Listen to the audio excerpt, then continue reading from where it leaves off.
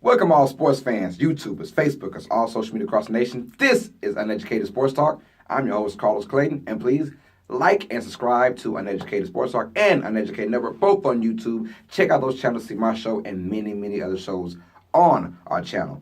That being said, I just previewed the NFC Week 17. I recapped it, Week 17 of the NFC, who made it to the playoffs, and how and why. If you haven't looked at it, please go back and check out the NFC and then come back and check out the AFC, or you can do both. It doesn't matter.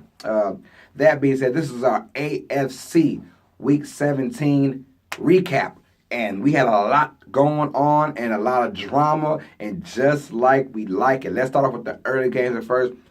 Jets taking on the Patriots. Basically, Patriots win, and they're the number 2 seed. If they lose, it opens a can of worms for everybody. A lot of scenarios could have went down. Houston could have got in. Baltimore could have got number 2. All kinds of things went down. Patriots took care of business. That is what they do. Yes, I've always said, man, they've been in the easiest division for the last 16 years. The Bills, Dolphins, and the Jets just cannot get it right. But it's not the Patriots' fault.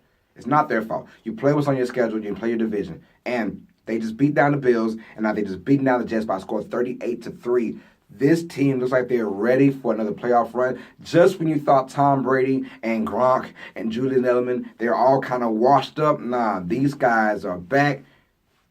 The only problem is they didn't get the number 1 overall seed. We'll talk about that in just a moment. But the Patriots do secure a bye week. That means whoever, they'll get the highest seed from the wild card, and they'll play home to them. And that's going to be an exciting matchup, whoever goes into New England, because there's a lot of teams now in this playoff race who can actually go into New England. And I don't know about win because they're undefeated on the road, but I'm undefeated at home, but they are probably the most vulnerable they've been in the last probably 8-9 years. So this is a chance for someone to probably take advantage of that. But right now, the Tom Brady I've seen over the last 2 weeks, although it is against the Bills and the Jets, that's Tom Brady that I'm excited to see for the playoffs because he's a deadly Tom Brady.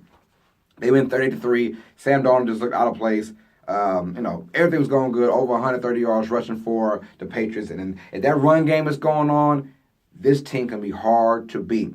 Here's the one thing, though. The Patriots, they're going to be the number 2 seed. There's someone that's going to be number 1 seed. There is. It is not them. They have a small resume of road games, a very small one.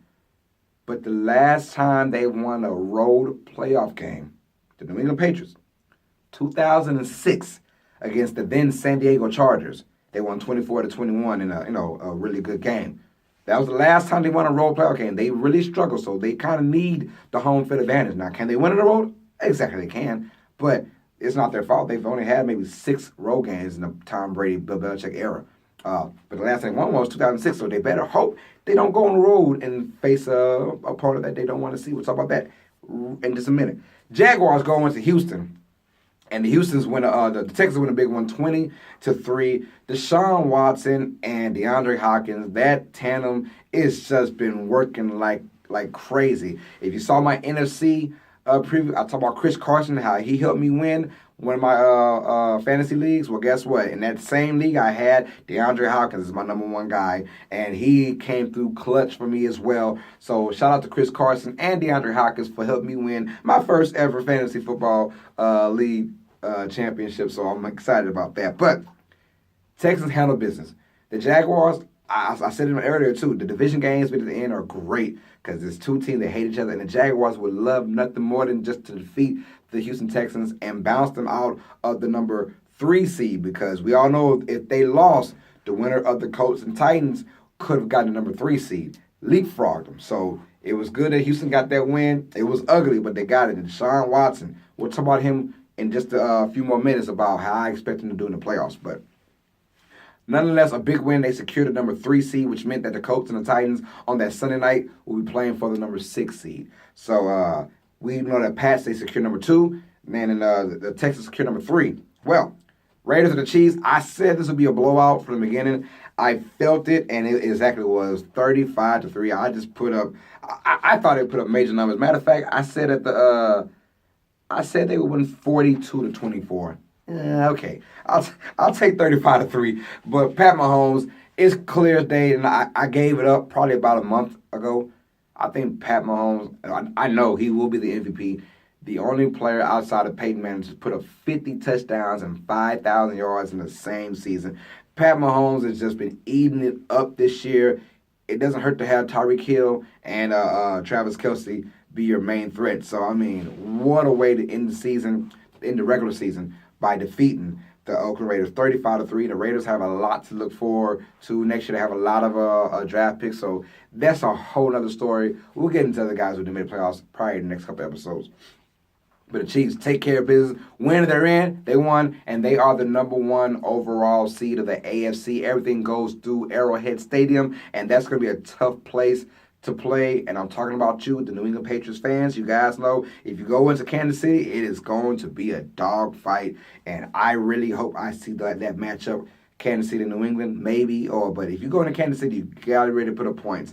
Last time the Chiefs went into New England and lost by 3, but that was Tom Brady, and being at home. Tom Brady on the road in the playoffs, totally different story. But the Chargers had a chance to get the number 1 seed if the Chiefs had lost. But I know they saw that scoreboard somewhere in the first half of the first quarter. We're like, okay, we're not going to get the number 1 seed. But they still had the Denver Broncos in there. And I keep saying it, the rivalries, it makes it so much better. You could have easily put Phillip Rivers on the bench. You know what? We're not going to win it. Forget it. Let's just sit down and no. They played the whole entire starters, and it was great. I love it. Keep playing to keep your momentum because you got to play next week in a certain place. We'll talk about that in just a moment. But you know that you're going to get a wild card game, but you want to stay sharp. You take out Phillip Rivers, you probably lose to the Broncos, then you're feeling like, ugh. No, they win 23-9 against Denver in a tough environment. Matter of fact, Denver is nothing to sneeze at. I mean, they did just fire their head coach, Vance Joseph, excuse me. They fired Vance Joseph, so we all knew that was coming, and now Denver's going a whole other direction, but it's still a divisional opponent, and they would love nothing more than just to go at home and beat the Chargers. Now, I did say, if I remember correctly, I had the Chargers beating the Broncos. I sure did. I had them beating the Broncos, but at the same time, I knew it would be a close game. 23-9, it was a sloppy game from both squads, but the Chargers had the better team, the better players, and they got to win. And I'm glad that they didn't fold or didn't give up when they saw the Chiefs beating down on the Raiders. They say, you know what, we're going to go out there anyways, we're going to play our butts off, and they played a great defensive game as well. So very interesting to see what happens with that. Now, for the main 2 matches, we had 2 games. Baker Mayfield and the Cleveland Browns visit the Baltimore Ravens and Lamar Jackson. And then you had the Bengals visiting the Steelers. Here's the scenarios. Steelers need to win and pray for a Ravens loss. Here's the scenario for the Ravens. Just win and you are in. You are the number 4 seed and you win the division. Well, it came down to drama. And as all sports fans, we love us some drama. Baker Mayfield versus Lamar Jackson. That is going to be the matchup, the quarterback matchup for the next 10 years if everything goes right. And it lived up to the hype, their first ever meeting against each other. And, I mean, the Ravens ultimately win 26-24, but it was the Baker Mayfield versus Lamar Jackson show. Each accounted for 3 touchdowns, each putting their team in great situations, and the Browns had a chance to win the game. 26-24, Browns get the ball back with about a minute 40 to go. A chance to take the lead or even win the game. 2 crazy plays from Baker Mayfield, and here you go. Now it's 1st and 10, nope. 2nd and 10, nope. 3rd and 10, nope. There's a 4th and 10 and a chance to get a first down. They had a shot at a 57-yard field goal, and they passed it up. It's the Cleveland Browns field goal kicker. They don't trust them. I would have still tried it. 4th and 10 is tough to convert on a Baltimore Ravens team who was the number 1 ranked defense, but Baker Mayfield shredded them the whole entire game. And when Baker gets some weapons, he's going to be dangerous, and the Cleveland Browns are going to be dangerous. But Lamar Jackson and company took care of business with that running game. Once again, over 200 yards rushing. Once again, Lamar Jackson and Gus Edwards and Dixon, those guys are just grounding and pounding, and they're playing an option football. And you thought we all figured it out when RG3 was there and Tim Tebow, but it's back. And it's almost like old school football in today's NFL. Players are not accustomed to that. In today's college game, no one is accustomed to that. We saw what Army did to Oklahoma this year. Oklahoma wanted to win the game, but man, they couldn't stop the option. It's just something you don't see every day. You couldn't stop it. So, but the Ravens stopped Baker Mayfield, with C.J. Mosley with an interception over Baker Mayfield to win the game, and it sealed the fate for the Ravens because the Steelers had wrapped up their game against the Bengals, winning 16-13, and it was a sad scene because they were all looking at the jumbo screen and praying and hoping and wishing that the Cleveland Browns of all teams would beat the Baltimore Ravens. Who would have thought that the Steelers would be just, praying for the Cleveland Browns to win a game? Who would have thought that?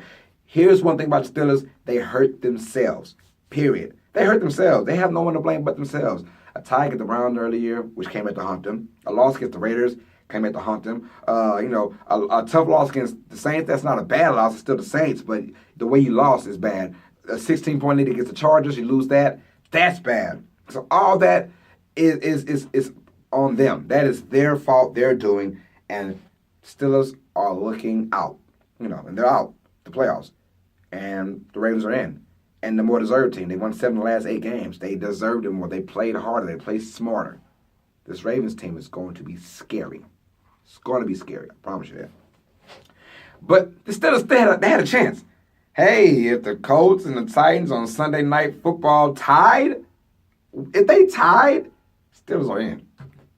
No, they're not tying this game. I promise you that. The Colts handled business by beating the Titans 33-17. I picked the Browns to beat the Ravens. I was that close. But Baker Mayfield is that good. And Lamar Jackson doesn't sneeze over either. And I picked the Titans to beat the Colts because I just figured the Titans' defense would come out. I know they lost their defensive tackle in Jarrell Casey. They lost him, but they couldn't stop the run. And you give Andrew Luck a running game, and you give him weapons and protection from a nasty offensive line.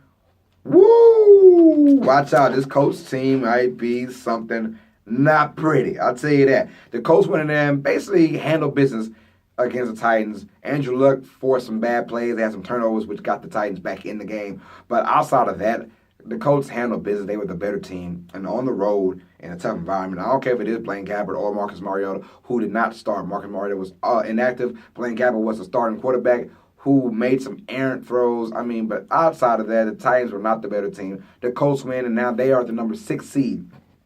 And here are the playoff matches. Well, before we get into that, the one thing I'm most excited for in the AFC. Now, I told you my NFC, I'm most excited for to see the Bears defense.